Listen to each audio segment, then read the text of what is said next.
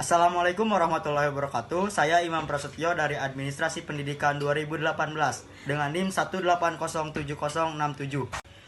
Video ini saya buat dalam rangka memenuhi tugas dari mata kuliah perilaku organisasi yang diampu oleh Dr. Cepi Triyatna MPD. Pertanyaan pertama, apa yang dimaksud dengan persepsi dan bagaimana pengaruhnya terhadap perilaku seseorang? Persepsi adalah suatu proses yang terjadi dalam diri seseorang ketika menanggapi lingkungannya melalui proses berpikiran dan perasaan yang kemudian menjadi dasar pertumbuhan perilakunya. Lalu bagaimana pengaruhnya terhadap perilaku seseorang? Karakteristik dan kepribadian yang jelek akan menimbulkan persepsi yang jelek pula.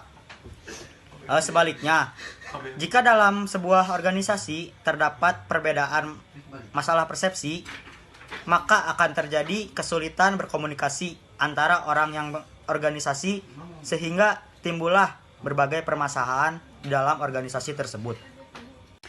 Pertanyaan nomor 2, apakah perbedaan individu dalam organisasi memberikan pengaruh yang berbeda terhadap perilaku suatu kelompok? Perbedaan individu tentu memberikan pengaruh terhadap perilaku suatu kelompok atau organisasi. Karena menurut Elizabeth, individu memiliki dua kepribadian, yaitu kepribadian sehat dan kepribadian tidak sehat. Untuk itu, diperlukan seorang pemimpin yang adaptif terhadap perbedaan ini dengan melihat perbedaan kepribadian sebagai potensi organisasi untuk mencapai tujuan bersama. Lalu pertanyaan nomor 3, yaitu jelaskan pendekatan-pendekatan dalam mempelajari perilaku individu.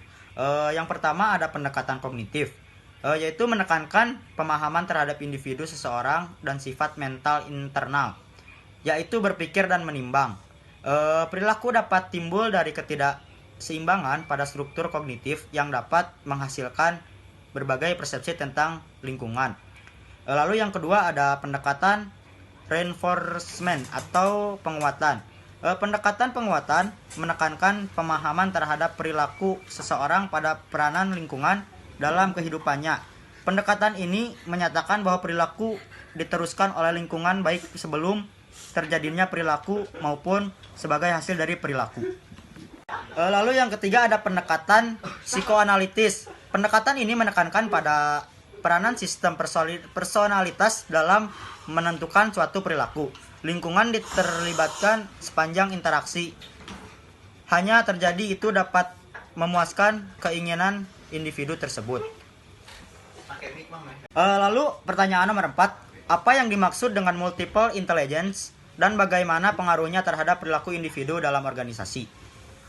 Menurut Prof. Howard Gendorfer, seorang ahli riset dari Amerika, mengembangkan model kecerdasan multiple intelligence yang artinya bermacam-macam kecerdasan.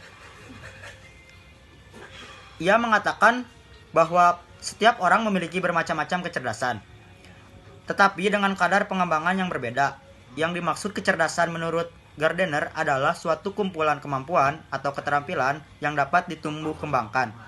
Lalu pengaruhnya terhadap perilaku individu dalam organisasi, yaitu setiap individu itu memiliki kemampuan atau keterampilan yang berbeda-beda.